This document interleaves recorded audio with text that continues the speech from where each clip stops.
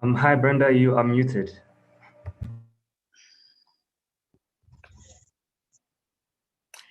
Well, as I was saying, welcome to our online community. Good evening, everyone, on Freedom Day in South Africa. It's just gone after 7 o'clock. We are on time to start a very important discussion that we believe on Freedom Day, we get younger people to tell us about their aspirations and the future and whether they do access the freedom in their minds and in the way they believe that they should. But this is also a very entertaining program in many ways because we're going to be enjoying the music and the creations of these amazing artists and also hear from them what exactly they feel about their craft. So welcome to today under the theme, the South African Jazz Connecting the Tradition, presented auspiciously today on Freedom Day. This is a partnership project of the Center for Creative Arts at the University of KwaZulu-Natal, Arts Culture at the University of Johannesburg, UJ, and the Center for Jazz and Popular Music at UKZN, and the South African Association of Jazz Education. Today's discussion is facilitated by myself, Brenda Sisane, and it's entitled Envisioning and Entertainment, New Voices in Jazz on Freedom Day. The theme is inspired by a broad conference topic, Does Jazz Matter?, which would have been hosted by the South African Association for Jazz Education later this year, but which had to be cancelled because of the national lockdowns. This online mini festival is presented to mark the Global Jazz Appreciation Month celebrations. If you want to know more about that, Jazz Appreciation Month is fondly known as JAM, very appropriate, is a global event held in April every year to recognize and celebrate the extraordinary heritage and history of jazz. And JAM is intended to stimulate and encourage people of all ages to participate in jazz, to study the music, attend concerts, listen to jazz on radio, recordings, and read about jazz and so on. And Freedom Day in South Africa is supposed to etch in our minds the fact that we live in a democratic society and some freedoms are open to all of us as equals in our society. So also before the end of this particular program, after much deliberation by the judges today, we're going to close off with an injection of hope as we look at the future. And if you've entered the challenge to respond to the question, does jazz matter? One of you will surely take home part of the prize for 3,000 rand. We'll announce this by the end of our session, so stay with us. And if you missed a lot of what happened today, this festival has been hot and running in a beautiful way. At 1 p.m. there were reflections on Todd Machikiza, reflections of a legend and his music, facilitated by journalist Sam Mate. It was a great discussion with Dr. Dalamba, Dr. Dlamini Sazi, Nomfundo Kaluva, and Dr. Carol Muller, who are known as educators. And of course, at 3 p.m., celebrations of King Kong 60 years later. Congratulations to Adam Glasser and the team for having pulled that off. And also a very important discussion about the future of this sector was an analysis on COVID-19 impacts on the jazz festival and the gig economy. So this festival has done its job. And at this point, we are rounding off, but also looking at the gifts that keep giving, which is the gift of jazz music. So without further ado, ladies and gentlemen, I'm going to introduce you to this wonderful group of musicians. I've got Sean Sanby. As I think about him, I almost want to say, bring on the bus, somebody who believes a lot in passing of tradition. It means a lot to him. Hello, Sean. Thank you very much. I hope you're in the room. It's good to see you. How are you doing? Hi, Brenda. Thanks. Yeah, it's great to be here. And of course, I also have Nobuhle Ashanti Mazinyani, a very sensitive and contemplative pianist and composer. Welcome to the session. How are you, Nobuhle? I'm doing good, thank you. Hi, everyone. Good to have you. Riley Giandhari, otherwise known as Riley G. I always think of him as an artist with a strong business acumen. Hello, Riley. It's good to have you. How are you doing? Hi, Sis Brenda. I'm doing well, and yourself? Thank you very much. Thembililhe Dunjana is in the room. How are you, Thembi? Please send a shout out to say you're here. Looking forward to seeing you and deliberating with you. Are you here? Ma'am Brenda, hello. Yes, I'm here. Yes, I'm going to stop doing that like we're in a seance, right? Linda Sikhakhane, good to have you. Award-winning Linda, low-key but very high-key disciplined musician. He joins us today. Welcome to the session, Linda. Thank you so much, and greetings, Sis Brenda. It's a pleasure to be here. Yeah. Sisonke Xonti, also not last but not least, represent what happens when experience supersedes expectations, having once been a young artist and spending an awkward year launching his career amid the COVID pandemic and surviving it. And everybody here has got something to bring to the party. As we were discussing what's going to happen today, we thought it would be better to maybe play a video of each and every one of these artists, have a short interview with each and every one of them, and later on consolidate these discussions in a panel conversation with them about their future and the aspirations and what they feel about what they do. So that's how we're going to run the program. And I'd like everybody to be on standby so that we kick it off and maximize on the time we've been given. And without further ado, Sean Sanby will be going first with this video. Sean, I'd like you, to just maybe as we start playing this, the video that you shared with us, the song's name being Essence, in Essence, and composed by yourself, why you selected this particular video for this moment, if you can share a little bit of that with us before we play that. Sure. The reason I chose the song in particularly, it's a song that I wrote in a time of change, and in a way finding how you need to adapt and what you need to adapt to in that. And the format in which you're going to hear the song is also in trio, which is a format that I'm not usually used to playing my music in. It's usually in a much larger 6 or 7 ensemble piece band. And so this was really just what I've been working on and been busy with now in this lockdown time, coming out and gigging more. Let's take it away. It's called In Essence by Sean Sanby.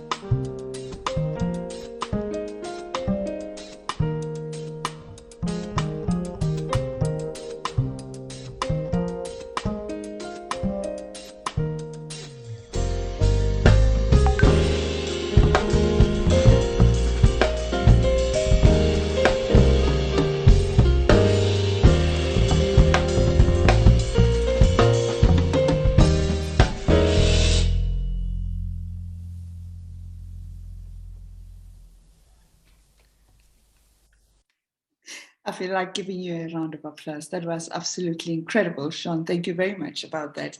You look very free. You know, I'm almost getting a sense that it was wonderful to perform just in the out, in nature. You know, I'm almost feeling like, almost thinking, isn't it wonderful that the music has come back into the yard, into the neighborhood, into our presence, Yeah, definitely. How was that for you? I mean, Sean, I understand that, you recorded this album just after coming back from a long tour with a musical production, I mean, what compelled you to immediately jump onto presenting this album? What were your thoughts during that tour and experiences? Just in brief, Sure. So actually, a part of it was I recorded just before I left. So it was the weekend before a 7-month tour that I was going on as being part of a musical. And it was something that I knew I could do in the time of being at home, and then have the time away to come back and release after having needing to sort out all the other details, and that there's a lot of admin and work that goes into the other side of releasing an album. And so I think it was just more for that to settle. Fantastic. Well, congratulations. Well done on that one. We look forward to hearing more about, what you'd like to do and how you see the future when we get to the panel later on. I'd like to welcome another one of your colleagues on the panel here today, and this is a pianist from Cape Town. She calls herself a jazz pianist, composer, and arranger, and she says from the early age of 10, she has been actively involved in music training and performance around Cape Town. Nobuhle Ashanti is also born of a piano player of a father, and we're going to enjoy a little bit from here. Nobuhle Ashanti, just give us a little bit of an intro to this track that you shared with us today. Yebo. So the composition I chose is a song called Play for the Innocent. It's a song I hadn't really, I'd written a couple years ago, but only started performing it maybe 2-3 years ago. The song was inspired by just being aware of the cruel injustice that takes place in our world. Just innocent lives that are taken away at the hands of selfish human beings. It's really heartbreaking, and this is the composition. Just I poured all my feelings and thoughts into it. So yeah, this is Play for the Innocent. Can you repeat? Yeah, okay, let's go for it.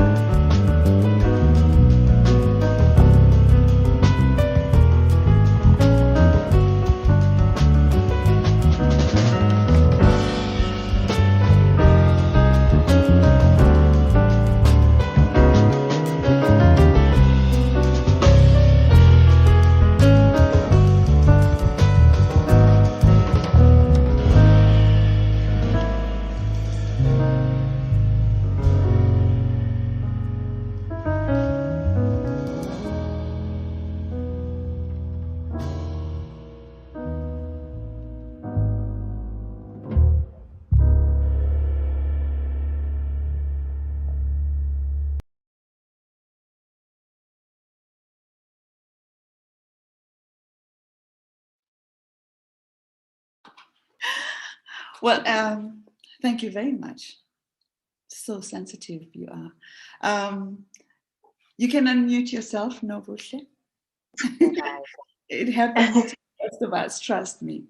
Even the first time I saw you, you know, your head was bent down. You almost looked like you want to be one with the keyboard, you know. Yeah. And I almost feel like you walked into the room and kind of silenced everything so that, you know, this music of yours must come through, you know. I wanted to ask you about the different settings that allow for your creativity to flourish. And also thank you very much for allowing Sean to show himself again, you know, in terms of things. Just let's wrap up quickly. I mean, you have a great band with you. You know, you have Sean himself on the bass, and you've got Tifo talking drums, Mahola on, you know, who is also quite a sensitive player for this song. And just wanted to say it translates perfectly to the title, as you said, A Prayer for the Innocent. You know, any remarks on this video and how you felt? Yeah. Firstly, thank you. I'm glad you received. Yeah, working with those cats is always a great time. They're very respectful of the vision that I'm trying to, or the concept that I'm trying to bring to life through a composition. But it's also really cool how they just bring themselves and their skill set, and also their own emotion, and how they connect with the music. It elevates it so much, and it's always just a free, safe space, which I really appreciate. Those cats are really great to work with, and yeah, I like to have space and sensitivity. It just helps me personally, you know, carry my emotion across. And I love how they allow me to do that. You know, they build when I build, and you know, they're not afraid to pull back either. So yeah, it's always a great time. Awe Sean and Tifo Mahola, like, much respect, guys. Thank you. I shall join in and say our way. There's a track that I've discovered about from the lady herself. It's called Butterfly Effect. It's a beautiful piece of music as well. Please make sure you make a date with it. Riley G is next. You know, the first time I met Riley G, he was playing and there was so much energy on stage, you know, because of him. The second time I met him, it was through him sending his work, you know, so that one could look at it and listen to it. Before he says anything else, Riley's a businessman. He understands understands the importance of representing his work, protecting it. He refers to himself as a session drummer, composer, producer, teacher, keyboardist, and audio engineer. He's based in Durban and is presenting a piece called Midnight Visions. And with him, he's got Zibusiso Makhathini on keyboards, Daniel Nglasi on bass, and himself on drums. It's a trio project, and he can tell us a little bit about this track in particular to represent tonight. It's called Midnight Visions. Let us know about it. Please come through, Riley. Hi, Sis Brenda. You know, Midnight Visions is a song I composed at nights. And you know, for me, when everything is silent, everything is quiet at night, I can think and things appear more clearly to me. So, you know, over time, I've been hearing this melody always at night. So I decided to put it together as a track. And these fragments of phrases that came together over time, you know. So, and then I decided to do it as a trio with my good friends and brothers, Daliso Ndlazi and Zibusiso Makhathini. And, you know, they brought so much to the music as well. Like whenever we meet or stuff, I don't ask them to like play it a certain way because I just know they're going to bring what they bring best. So they really added a lot to the tune as well. And, you know, we performed it last year in November as part of a Concert SA project. And, you know, we're grateful to Concert SA for, you know, giving us the opportunity to perform as well. So, yeah. Yeah. Well, we're grateful that you are able to perform and everybody who makes it possible. And today's discussion will be about that later on. But let's enjoy the music. Let's enjoy the song that comes at night from Riley.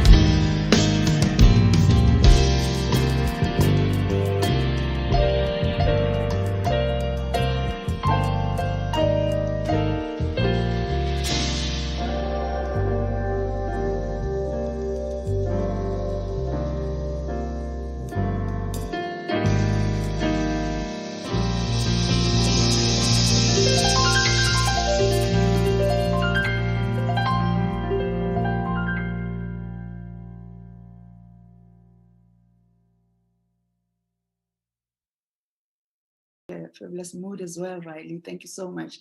I'm actually kind of curious, you know, as somebody who's an audio engineer, somebody who finds yourself in beautiful projects. I had you on Neil Gonsalves's new album as well. And, you know, when these two streams of your work, your career, how do they allow you to then be this creative who comes alive at night and makes such great music, you know? How do you balance all of that? You know, it is challenging in terms of the balance, but we manage to do it. You know, if you have a love for something, you try and invest all your time into it and make sure that it's what you want. So my sleep patterns have been so off. I've been awake at night, just putting these projects together and just writing charts and, you know, like mixing tracks and stuff, which I'm really enjoying right now. So, but you know, I'll always miss the live performances, like playing with the band live. I miss the audience interaction. You know, that's really missed right now. But I guess I'm just trying to compensate for not having that and just working on my own at the moment. What came first, you as a drummer or you as an engineer? Which part came first for you, and how do you then, you know, transcend to being both? Sure. Drums was my main, my main form of instrument. You know, so my dad is a drummer, and ever since watching him when I was small, I fell in love with the instrument, and from then my love for it grew, and I would watch him improvise. And, you know, I would see how he would improvise. And for me, that was the most fascinating thing because, you know, jazz and improvisation they go hand in hand. So from there, I started to do the same. And yeah, that's it. The improvisation got me. I was hooked immediately. Well, it shows. Well done on that part, and wish you all the best. Riley Giandhari, he's known as Riley G, an artist with a strong business acumen, but also producer, teacher, keyboardist, and he's here with some friends. He composed and produced this album, and it's not officially released yet as an album, but it's available. It's out there. Thank you very much for just sharing with us a little bit. We'll get back to conversation with you again about you know, your further aspirations. Thembililhe Dunjana, you know, comes through as a very independent spirit, you know, very free, comfortable amongst her male peers. In fact, something that I noticed a lot.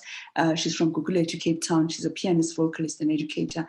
And a performance video, which she recorded herself, characterizes her presentation here tonight. And it's taken from her album Inkiakyambo, which I think means a flower. Okay, solo piano song, the little singing. Thembililhe, please come through. Let's just talk a little bit about how you get things done, how you shoot a video of yourself, and you know, and just get on with the business of presenting your art to the world. Ooh, well, I think in my mind I'm very ambitious, and when I want to do something, it's like I can't sleep. I have to do it. So I find ways to make things happen. As it pertains to recording myself, like it's literally just my keyboard and interface and into my laptop. Because I have a YouTube video where I make like piano tutorials. So I really wanted to sort of up the sound. So I just kind of researched how to record, you know, because me and engineering are like opposite directions. So yeah, I think I like to do what I want to do, and I'm low-key impatient. So yeah. Yeah, we look forward to hearing your playing, you know, on the keys. I was listening to you in another project of Tipo Mahola as well, you know, so to be great to just let this video play and let's find out what makes you tick as a musician and enjoy your offering.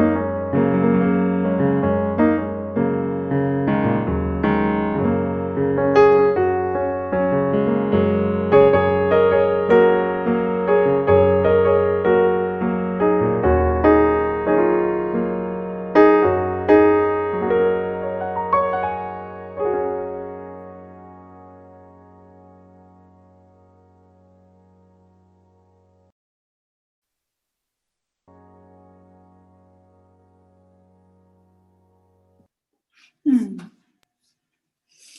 And how did the launch program challenge you, after you've worked so hard to put together this music and this album, Thembililhe?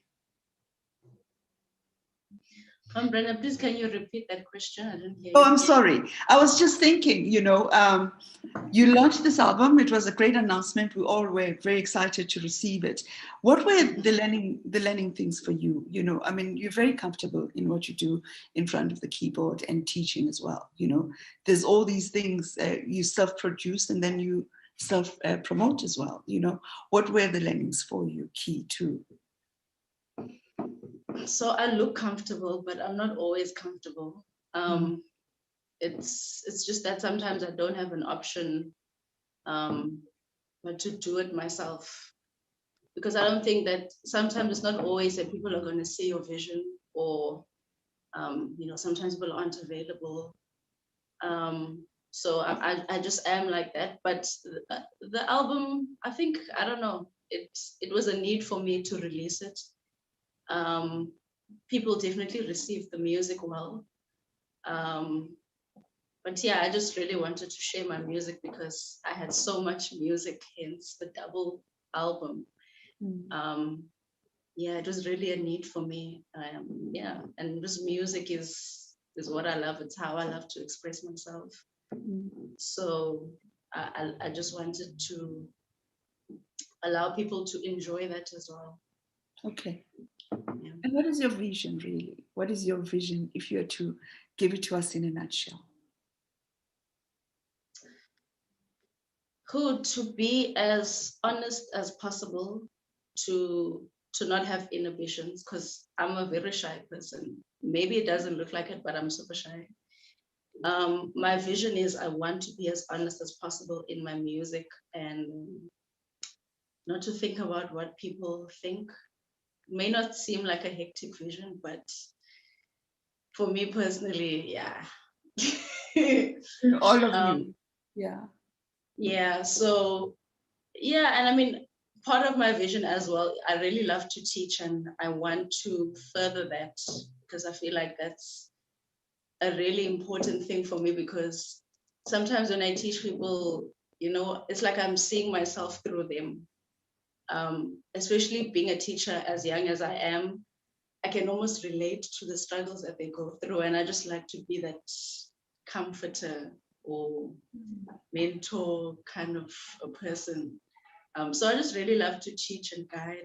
I'm a super nurturing person, so yeah.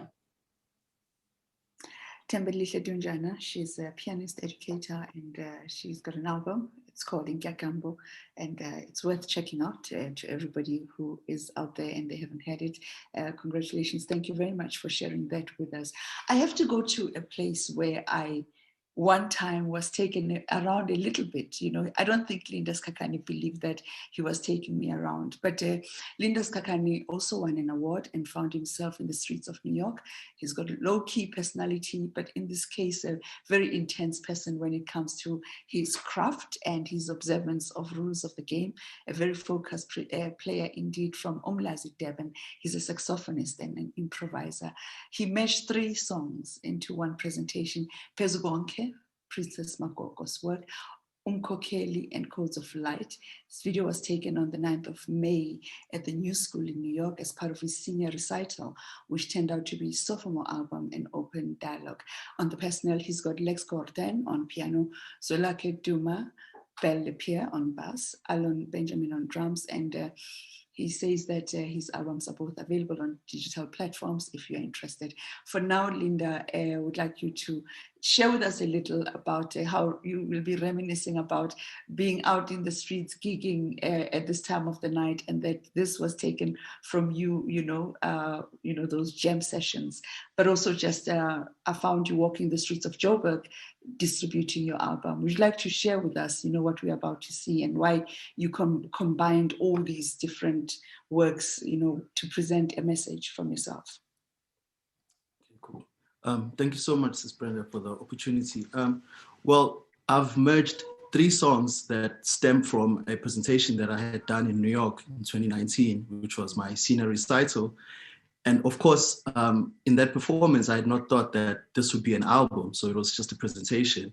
So I felt that it's important to first acknowledge our teachers. Hence, I had played a song from Mamu, Princess Makoko, of which I believe everything that I do stems from that time, because, you know, coming from KZN and the music of Amahubo is very central in everything that I do.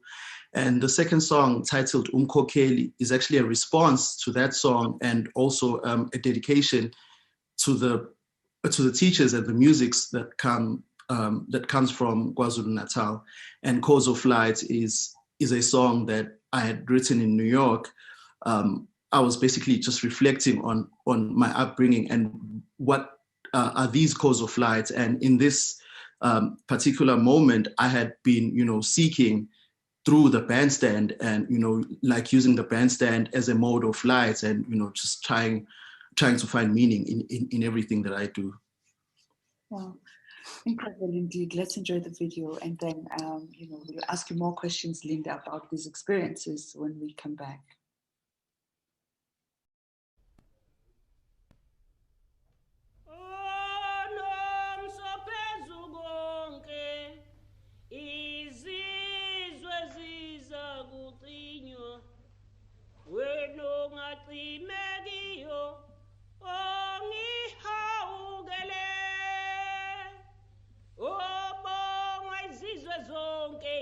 Makumbini amane eziwa phambi kwakho zithi uyingcwele uyingcwele uyingcwele uyingcwele uyingcwele asiwa phambi kwakho sithi uyingcwele.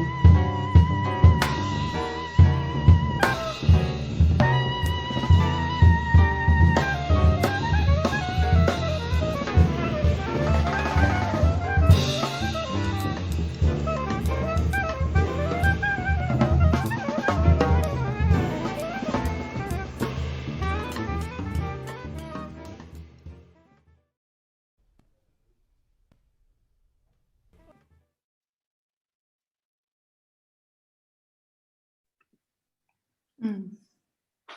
Well, welcome to the seat, Linda. It's beautiful to have heard you like that, you know. And I'm curious to ask you, since the time, you know, today there's another album and so on, you know, how's the journey been since the day you left after that winning the schools competition, and you know, the journey that you have been through of surviving away from home, having to make do, and meeting some of the most amazing, talented people and being peers, you know, in that space. And today, you know, how has the journey really been for you? And I'd like you to talk about that because you want to thank the teachers. You know, this is a teaching event. It's an event by teachers, by educators, and by virtue of them understanding the importance of platforms. That's why even this one has been created, you know, the space of teaching and what it allows young people. You know, just go in and share with us, you know, how this journey has been with teachers and your talent coming to the fore. It's been an interesting journey, I must say, you know, because well, without our teachers, we basically have no way. And, you know, I've been so grateful because I've been, you know, under the wings of Dr. Brian Tusi back in Umlazi, who created an opportunity for you know, for young people to study music. But before that, I think it's very important to thank our parents as our teachers as well, and just the community, the communities that we grow up under, because, you know, there's, I guess it's just so much music all around. But of course, in the music industry as well, we have teachers that have been constantly creating these bridges for us. Hence, I was able to be in New York, you know, because if we look at how these collaborations have been crystallizing over the years, the likes of Babu Hugh Masigela being in the United States, the likes of Mamu Miriam Makeba, the likes of Babu Begim Selegu, they've created an opportunity for us to just tap into this space and, you know, sort of like, well, I see it as a relay where we can tap into this space and like further, you know, whatever conversations that they've started. So it's a very interesting journey, and I'm learning quite a lot from it. And I'm, you know, I'm forever seeking, by the way, yeah. Well, to the seeker in you, enjoying your forays, you know, because we can enjoy the fruits of your work through your albums. Congratulations on your second one as well. You know. And really, you know, we're going to talk about how you can share your experience about, you know, having different spaces to compare, if you know what I'm saying. But how, you know, the growth of you as a player of this instrument that you so attached to, you know. You alluded to the jam sessions that you were always attending. I remember the night I was with you at the club. You were just waiting to go to Smalls and meet up with the cats. You know, do you want to say a little bit about why that was important for you? It was important because, well, that's like the spot where you meet really interesting musicians, and, you know, that's like an opportunity for you to sort of learn songs and engage with people.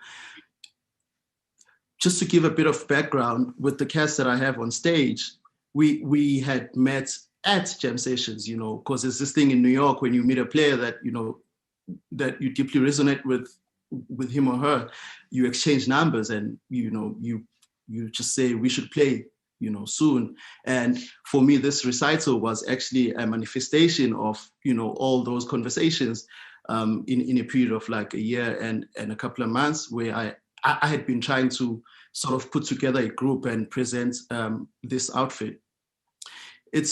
I must say, you know, because I would spend like almost every day, you know, just club hopping in New York and also practicing at school. But it's quite an interesting city if you think of it, because just the frequency of it as well is so high, and the industry is so organized. There's just so much to check out and so much to absorb.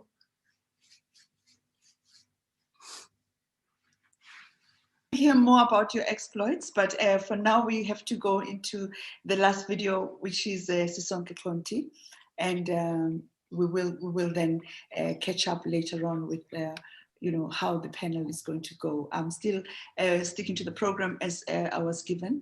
The Sisonke will give us a little bit of In Orbit, his track, and talk a little bit about that. And then we'll open the panel. Later on, we've got 3 videos that we're going to play about people that participated in the session, answering the question of whether we need jazz or not in our lives. But for now, I want to introduce Sisonke and congratulate him on spending a very successful year after one of the sought-after prizes of being a Standard Bank Young Artist, and how that has shaped his life going forward. Sisonke. Good evening, Sisby, and good evening to everyone who has joined us tonight. Yeah, In Orbit, was it because of the club Orbit itself, or do you just feel in Orbit? No, yeah. Everyone says that. No, it's actually not. It's just a song which speaks about being stuck in this whirlwind, going around in circles, and I guess personally questioning, whether this music is worth it, and within that confusion, I always somehow find myself coming back to a place of happiness, and that is writing music and spending time with my instrument. And I guess that's just a metaphor for life, darkness gives birth to light. Yeah, so that's what the song is really about. Ooh, can't wait to go into Orbit with that in mind. Thank you so much. Let's enjoy this song. We're going to move on to a new song that I wrote with my brother on the guitar, Keenan Orenz, and it's titled In Orbit.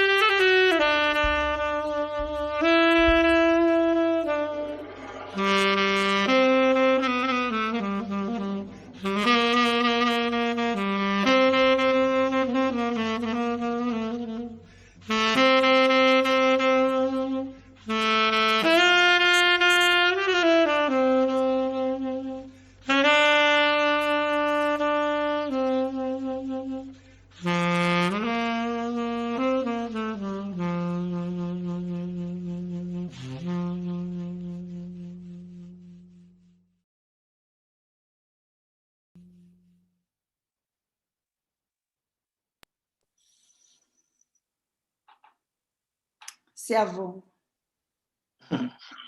Sisonke Xonti just played us beautiful in Orbit, and it did take us to the place that he intended us to take it to.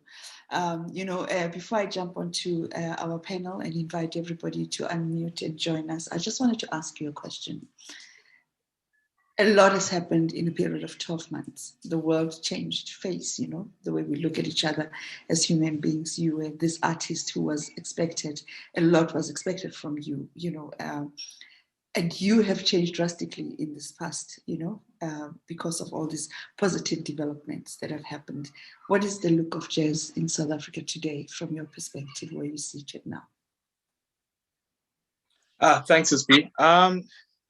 First of all, personally, it was a difficult time. I always say this, but within that difficult time with COVID hitting us, there was so much growth for me, and just exploring my saxophone playing, and not just the music, just technically working on aspects that I always found to be lacking.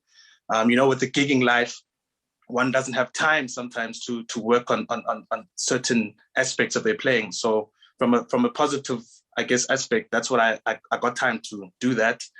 And the face of South African jazz, it's right here in this panel. So much amazing, so many amazing musicians. One of my favorite saxophonists, Sikhakhane, is here, and an amazing pianist from Cape Town, Thembililhe from my hood, Nobuhle from Cape Town as well, Sanby, who I got to play with in Cape Town. And Riley, who sounds amazing, I haven't played with him yet, but I'd love to get the opportunity.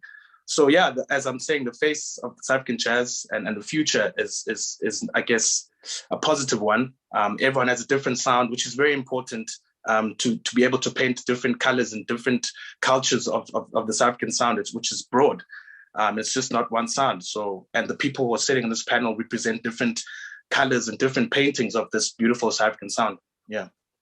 Yeah, absolutely well said. As an opener, it's incredible. Thank you very much for that, Sisonke. I just want to invite everybody to now, sit around and let's have a conversation about the big subject of the day that has been laid on your hands, ladies and gentlemen. And the subject of the day literally is the one that I read out earlier when we started, which is envisioning a future, the new voices of jazz. And one of the things that I know for sure when I work with when I walk into a room full of people that are a little younger than me in many ways, the humility that comes with it, because there's so much that one learns from sharing space with you. So I did allow for all of us to throw into the basket what we want to discuss in this very challenging discussion we've been asked to decide, and our conversation is representing the aspirations of a lot of other young musicians that want to step in and find themselves, in a room like this one day in the future, and they want to find out how. The first question came, and let's all jump in and say what, as the moment touches you, does jazz matter? It was posed to a whole lot of people out there. We'll play out the video out of it, but this festival wants to ask that question, and I thought it would be the first one I posed to all of you. Does jazz really matter? Any takers?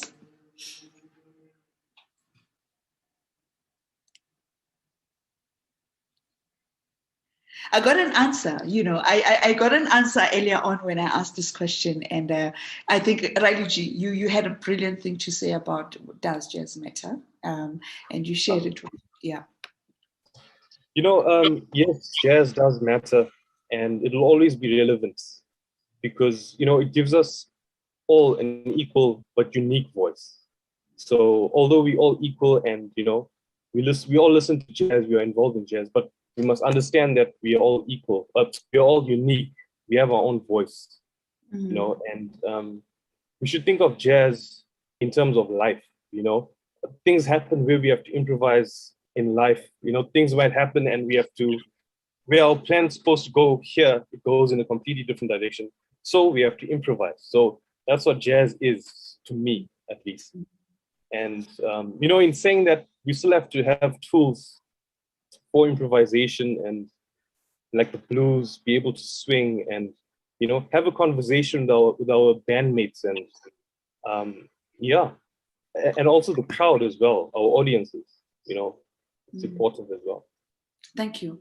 I wanted to ask you, Sean, you made a reference to about your mentors and teachers, that if it were not for them, you may not have followed this path of music and passing on your music and wisdom and stories so willingly. And you also talk about one of your aspirations being to go out there and speak to the ones that have came before.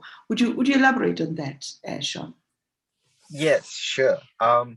It's something I realized in myself in the scene that I'd started playing in and playing quite a lot around Cape Town. I was still studying and I found myself playing quite broadly and not having much time to actually dig in. My time away from the jazz community and that, doing musicals and other work and that, I think really showed me what I really missed.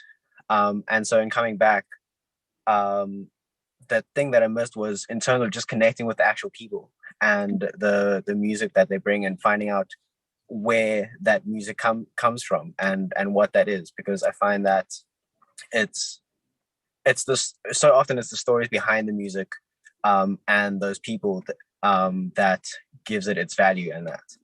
So it was really for me and to make this decision to start going around and interviewing and speaking to people in the industry and talking to them, because I also feel it is something that is quite undocumented, and there's a lot of archival material in the American jazz system and structure. And I feel that South Africa has a similar rich history in music that there's a lack of representation of out in the world. Wow. Okay, thanks for that, Sean. Very insightful of you to say that and making notes about that. When I was speaking earlier on, Nobuhle came, when you responded, you spoke about being thankful for the opportunity to perform, I noted that and I was asking myself, yes, indeed, it's the opportunity to perform for you, for your creativity to be affirmed, by the fact that you're on stage and for working with band members that you're comfortable with, who feel your vision and understand. But I wanted to ask you to give us a little bit of an idea why it is such an opportunity and why you're feeling so grateful. What is the antithesis thereof? What is not what makes you be so appreciative that is so challenging maybe about your space, or that you feel is rare, or that makes you appreciate it so much? I'm posing the question to Nobuhle. Thank you. Well, personally, I think so. I was a very soft-spoken kid growing up, and I feel like it's too easy to say that I feel heard and that I'm able to speak through my music, but it really is such a statement, and it's deeper than one thinks, especially for us artists. And also to just, as an adult and composer and performer, I'm grateful for the space because I'm practicing how to speak, if that makes sense, to really just voice my thoughts and share my stories within a safe, creative space. Also personally, as a music director and band leader, to just own my space and take control and take lead, but not to be the only to be solely focused on, but to just guide and bring my vision to life. It takes a lot for me personally. It gets scary, but I've been practicing owning my space and unapologetically as well. It's been a journey, and I'm really proud of myself, actually. Yeah, it's been personal growth, and I love that safe, creative space, and just being unapologetic and putting my stamp out there. Thank you very much for that, putting your stamp out there. Nobuhle Ashanti speaks a mind about the importance of a safe space for creativity and for the young voices to find themselves and come through. I'm just talking about what you are saying because it's important that your voice becomes the one that directs where this conversation is going. One of the things that came through much also, Linda speaks about bridges, that bridges are important, that if I'm a parent and I'm listening to this, create a safe space for a child who's interested in music or who's artistic, but also the bridges are important. So, they can't grow and be a thriving artist if they're an island, So I enjoyed hearing that from you, Linda. But I also wanted to hear from you, Linda Sikhakhane, about the only time I've ever seen somebody call in an elder who's a woman to vocalize and kind of cleanse the performance space like what you did is only with Afro-Cuban jazz, And I want to know, is it a concern of young people to have the cultural space also represented in the way we see you as a musician, Linda? How does this tie in to the theme that we are discussing about envisioning? If we're seeing this industry going forward, how do you see it when you're so firmly rooted as a person to your own culture and roots? Well, it's very important, and it's quite interesting that you're making connections with the Cuban culture, because for me to decide that Umamu Princess Makoko should open up with a prayer, because throughout my upbringing, I'm used to that. When maybe if we need to travel somewhere, my mom would lead us into prayer so that we have a safe trip. If there's an elderly woman, I always believe in this feminine power, where women are very central in prayer, and helping us sort of be on a very safe path in everything that we do. And I think it's very important to bring ourselves in everything that we do, and I've seen that happen with a lot of my peers in this industry.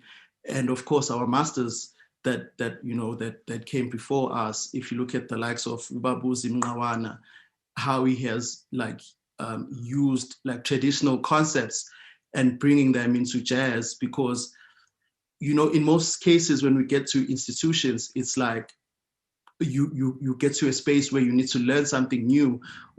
But I try to refuse that type of way of seeing this path in music, because I really think that everything is connected, and everything that you do as a person has some sort of connection. So bringing ourselves and our cultural concepts is very important. Mm-hmm. That's Linda Sikhakhane, codes of life are coming through in that conversation. Thembililhe Dunjana, what from your point of view, somebody who works with young people, teaching as well, but also somebody who is gigging at this point in time a lot in Cape Town across various, colleagues who I did say that I found it interesting to see you, in various performances and working with different artists and platforms, but you speak about, being bold and having to bring yourself completely and wanting to be truthful and honest about who you are and what you do, as opposed to how are things at the moment, how can they be better, how it feels to be a female with the kind of vision that you have. Do you have to push harder? And not just, in a way of pointing fingers, but in a way of how do we create a more enabling environment, for whatever those issues could be. Sure. I think, to me, I don't think about it too deeply as it pertains to being a female, because I think when I do that, then I'm already putting myself at a disadvantage, I guess. If I'm going into the bandstand thinking, oh geez, what are they gonna think? Come on, I think for me, what would be really important for someone, if I were to tell someone who is a female, a young person, I would say you just need to come knowing your stuff. Like, you just need to come knowing your stuff, because then when you know your stuff, there's really no room for people to question you, because I don't know. Yeah, I think I would just say be confident and know who you are. It's really important to know who you are as a person, because when you don't know who you are, then people start to give you labels, and anybody got time for that. So you need to know who you are, know your craft, and be able to talk the language that the guys are talking, be able to meet them on that level, because at the end of the day, it is a male-driven. Most of the time on the bandstand, you're the only female. So be able to, be on that vibe now. Okay. But yeah, I'd say that. Well, for me, I think the task is even bigger than this, and I wouldn't want you to hold back. This platform has been allowed for you to give us an opportunity, a glimpse into, what is possible, in terms of expanding and growing the sector the way it's going, with the kind of talents that are on the table, as Ugaba was saying earlier on, what are we not doing? What are we not asking of young people? What are we not bringing to the table? I see that there's a lot of acknowledgement of intergenerational experiences that are needed. There's a lot of, I hear some requests for validation to say, there's, to be seen and to be recognized for what you do. But there's also the fact that before you know what you do, you're walking into the industry as somebody who didn't know where to start. What was it? What is it about the startup process that can be assisted? It's the 27th of April. It's freedom. Is the music free? Is the interest to be a musician? Are you free to be that? I hear all of you have different formations in terms of how you came about. There was a tour, there was a work with the musical theater, there was there was a competition that was won. There's a lot of music educators that are being, given tribute to today. How else does this industry thrive? Can I ask you, Sisonke, again to weigh in on this, like you did the last time earlier on? Just talking about that the future is here. What do we do with the future that is here? How do we then make the future work better and differently? Yeah. Just to start off on a more personal note, I might be going on a side note. I'm from Cape Town, eKhayelitsha, and this is a conversation which I had with Thembililhe last year, specifically coming from eKhayelitsha and I guess the greater part of Igugulethu naKwaLanga. If you look at the Cape Town scene as a whole, there's I guess a culture which is missing, and that's musicians from those areas, which make up a greater part of the South Africa, of the Cape Town scene. But if you had to look at that scene, which I'm from, there's not a lot of people from the areas which I grew up in who are active in that scene. And I guess also, how do we bridge that gap? That's a huge concern for me. And how do we get those people into the music schools, the UCT, or to go to UKZA and to go to VETS? So for me, that's been the hugest concern, just personally. I just find myself alone sometimes, and not having people who, I guess, grew up in the areas that I grew up, who had the same experiences, and to be able to find them in the space which I'm working in. So that's just a little side note, which is something that I guess which could be raised one day, just to talk about where I'm from and how I would like things to change. I don't know how it's possible, but it needs to happen. There needs to be a bigger representation of those people. Mm-hmm. And then coming to I guess for the industry, man, it's this conversation can go on and on and on and on. I guess we've always looked towards government to help support the structures of this music, whether it be the jazz club to help I guess keep them alive, to pump the money in, to be able to help the artists. To be able to help the venues get more artists to come and play on a regular note. If you had to look, I guess Linda, who was living in New York, as you said, you turn the street corner, there's a club. There's so many clubs, and young musicians have the, I guess, the opportunity to hone their skills in different environments. But that's the one thing which is lacking in South Africa. So I don't know, maybe we can get more corporates to come in and help venues, sponsor the venues to be able to create, I guess, to grow the culture, to have more venues where young people can be able to experiment and try new things. I think that will, I guess, go a long way in helping grow the industry and growing the sound of the industry. Sounds amazing what you've just said. I'm going to throw the last question at all of you, which is the question of what do you see yourself doing that is most exciting, that is a big dream for you with your music, with your work, that you're given a chance today, and I'm like, what would you like to do? And we can make it happen. What is it? Can any of you share what that would be an ideal? Can I might as well start. Yeah, you can go. You still have the seat. Yeah, for me, it's just about collaborating with artists in the more popular streams of music. If you had to look at, in the example of South Africa, Brenda Sisane, he did the song with Black Coffee, Yehla Moya, and what that did for the trajectory of his career, and also bringing in a new listening audience, which and those people now are listening to jazz and they're coming to listen to his shows. If you go to his shows, they're always sold out. So for me, it's just, I'd love to collaborate, with an artist in a more popular, I guess, stream of music. Yeah, that's my biggest goal. Okay, so you have it, eh? We're throwing it in orbit and it's going to happen. Yeah, we're throwing it in orbit, yeah.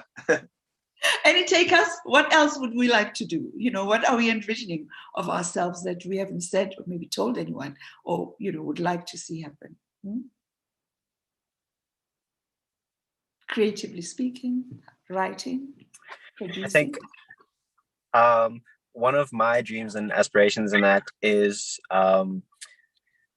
starting more places for music to happen and encouraging and putting the music out and sharing that and sharing the culture more, and yeah, making more spaces available for that to happen. There's been a lot of places that have been closing down, Cape Town side, and some that have also been starting up. And I think having more spaces where people can connect and make those connections is really important. And yeah, would be great to be involved in that moving forward. Fabulous. Nobuhle, space, you know, that sacred space that you love. Would you like to see more of it? Yeah. So definitely, it's been a dream of mine to have an album someday, and I told myself this year is the year. To be honest, I've just been trying to make it happen, like financially speaking.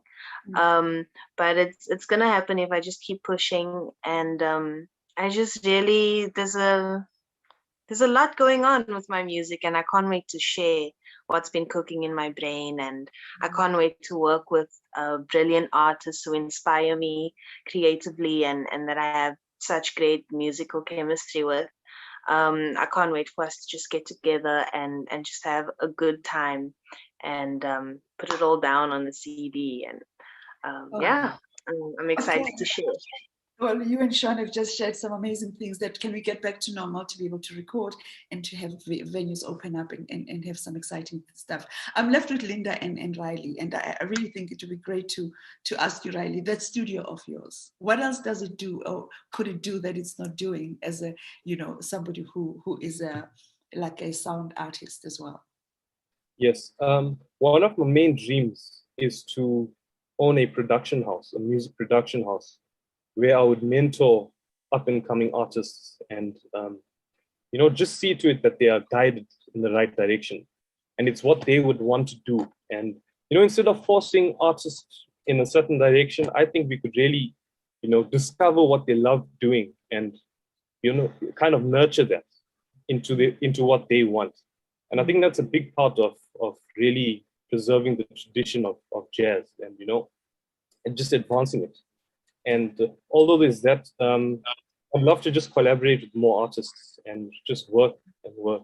You know, they don't have to be rooted in jazz, you know, in any genre, any musical style, because at the end of the day, we'll make it jazz, you know. So I think that's my main. I don't know what the jazz teachers are thinking as we're speaking about this, crossing this beautifully so, crossing boundaries. I have Linda, and I know that if you have some more to say, I just wanted to say, Thembililhe, be ready, and Linda quickly, so that I can jump to the videos and get everything done. I'm getting messages, and to the audience as well. I know that you've been trying to get us to maybe say something to the panel. They're here. Just throw some lines. I can read to them, you know, while Linda and Thembi are just giving us closing remarks on their aspirations. On my side, you know, I mean, the vaccine is being distributed, and I think that's quite exciting. So once the doors open, I just want to be on the road and play more music, put out more records, and be involved in more collaborations. Fantastic. Okay. Collaboration is the big word today. Thembi, are you done for the day? To be honest, personally, I just want to play overseas. But wait, one thing I wanted to say, I did raise my hand, but I don't think you saw that. I just wanted to say to Sisonke and Linda, for me, like, I really appreciate you guys so much for having paved the way for us, you know, as musicians. You know, we can relate to you because you're young enough, you know, you're not old enough, but you're doing it in the SHS scene. And I just wanted to say that I really, really appreciate that, because your guys' voice gives us a voice to be able to also do. So that's just one thing I wanted to say. Yeah, for me, I would love to play in the States. Oh my word, like, Really? yeah, I don't know, there's just something about, yeah, I don't know, Yeah. So the word orbit is on our minds to say, you know, we need to make these wishes known so that they come through, you know? Yeah. Yeah. Okay. All right. I just wanted to thank everyone for participating. I'm going to wait for for direction from the people that want me, whether I should continue. I haven't seen any questions so far. I'm sorry I missed your hand if you raised your hand. I just wanted to engage a little bit on this question of the videos that we're going to play. Firstly, one of the comments that has come through is from Ildo Niger, who says jazz matters because it's a language that connects people from all walks of life all over the world. Whether you are a jazz musician or just an appreciator, it blends elements from the past, present into the future as it continues to evolve forever, an ending journey. Beautifully said indeed. I'm going to ask the panel if I can get the videos playing. They're going to end abruptly, but they're very well detailed about what they're saying. And Thembililhe, you are sideways at this point in time. you can straighten yourself up. So, thank you very much, Cameron, for your response. We've been wondering if we're doing well because we've been talking amongst ourselves a lot. Thank you for just giving us a heads up. Kudos there. So I'm just asking for the technical team to play these videos, and then we can close the session. I don't know the words. It's my home away from home. I love jazz because you can play what you feel and feel what others play. Jazz makes me feel calm and relaxed. You can express your emotion. Jazz gives me the freedom to express myself. Jazz lifts up my mood. For me, jazz means expressing myself freely.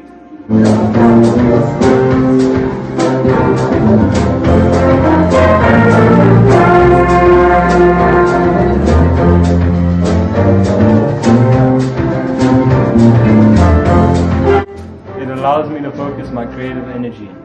Jazz matters to me because it allows me to express my innermost emotions.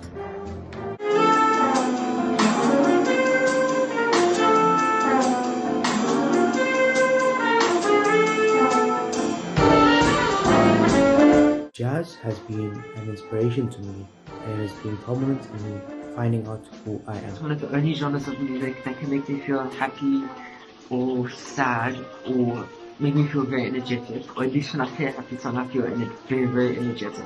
Unites people with a passion for self-expression. It allows us musicians freedom of expression when we perform this style of music. There is no greater than what you bring to me. To sing a song. Jazz helps me to express myself. Jazz gives me meaning. I like jazz because it's a way that I express myself. Jazz is my favorite way of expressing myself. It doesn't just make me happy, it's too simple. It's taken sadness away, taken anger away, brought joy to my life.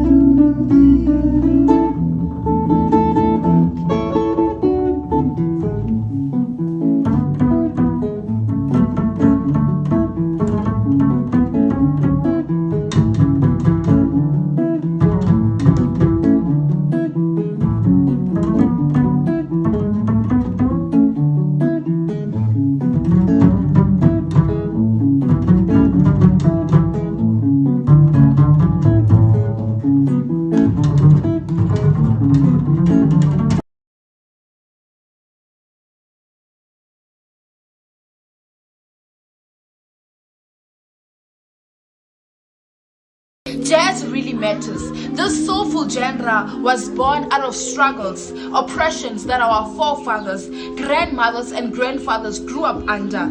Jazz expresses the form of oppression that artists back then grew up under.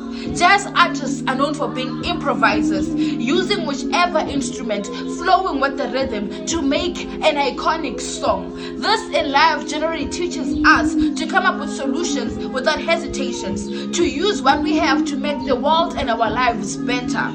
This genre teaches the brain to improvise. It teaches creativity, the thinking that says you can come up with great ideas as long as focus is the driver. Jazz teaches us that everyone is important as well as equal, because in order to yield amazing results, equality and respect need to be the keys. Everyone's opinion matters in jazz, regardless of race, gender, social class, and religion. It teaches us to pay attention, to concentrate and listen to the rhythm in order for you to understand and flow with it. Jazz influenced literature. The so-called jazz poetry came about through jazz. It influenced fashion, vintage wear, as well as people feeling and looking good, anticipating to go to the next jazz session. Last but not least, it brought people together and helped them feel good about themselves, dancing, jamming, despite all their problems. I totally agree. I agree, jazz does matter. And congratulations to the Devon High School. Congratulations to Ildo Naja, as well as Mahlatsi Baloyi, who's the overall winner for that incredible speech that she came. I just wanted to thank the panel for just standing through and being here for the whole evening to just present themselves, present their work, and stand in front of you to say, this is who we are and this is the future of South African jazz. Under the theme South African Jazz, Connecting the Tradition, presented by the Center for Creative Arts at the University of KwaZulu-Natal, Arts and Culture at the University of Johannesburg, the Center for Jazz and Popular Music at UKZN, and the South African Association for Jazz Education. Just want to thank you for this session, which is about envisioning and also very entertaining. I just wanted to thank you all for joining us today, and just appreciate the wonderful time that I had to get deeper into understanding you and your music. It was a great experience. I thank you all, and thank you, Diane Rossi, for the work that you do, for brilliantly coordinating the paperwork and everything, and to all the team at UKZN and the technical team that's been running the desk. To everybody who's just been involved, who brought their game to the table. We appreciate it. Jazz is about that, coming together, improvising, and creating perfect harmony. Ge groot.